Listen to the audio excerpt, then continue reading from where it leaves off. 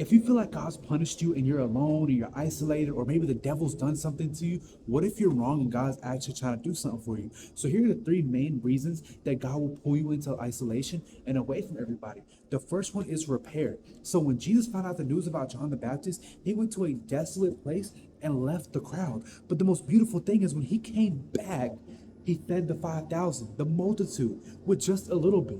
He took a little bit and made a lot after a desolate place. When the Holy Spirit filled him, he went to the wilderness, came back, engaged in ministry. We see Elijah, John the Baptist, all in this Erēmos, which is Greek for desolate place, withdrawn and isolated. So if you've been feeling isolated, you've been feeling alone, this is 100% for you. So a little bit why I can speak about this, because I don't get up here and preach sermons. I take my journal and my personal notes and I reveal them to you so we can do this walk together. So with that being said, I have been in this season where I feel isolated, like I did something wrong, like the Lord's mad at me, or the devil's punishing me, or maybe I'm just failing in life because God said, don't go out and do street ministry.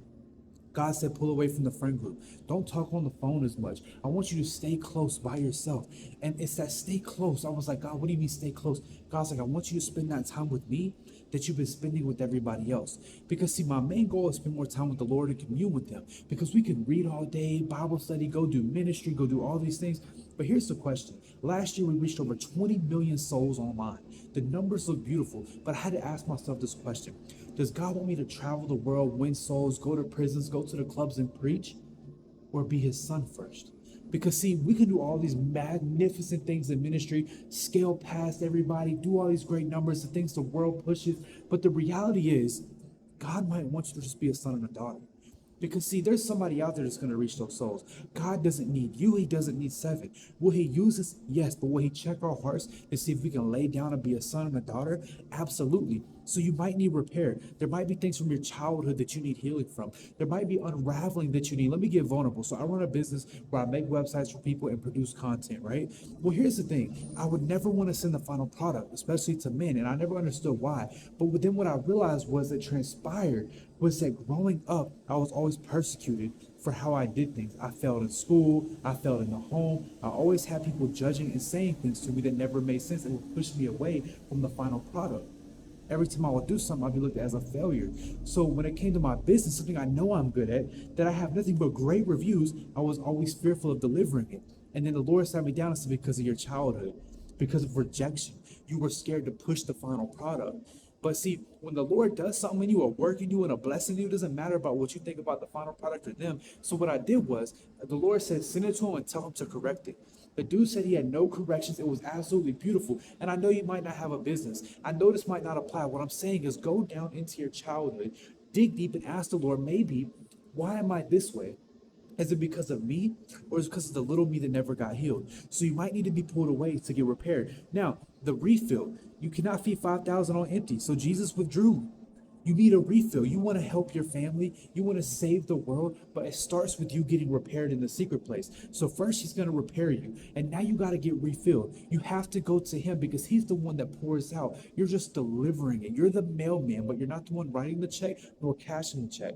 The moment that we think we are is when we fail. So you need to go seek healing for yourself and allow God to fill you up so much that you don't go to the world and empty it, but you go to the world and give out the overflow the Lord has blessed you with. Because here's the thing, when he came back, there was a multiplication. There was so much more. I have brothers and sisters in ministry that pull away for a season, and then fast forward, they come back stronger and harder than ever.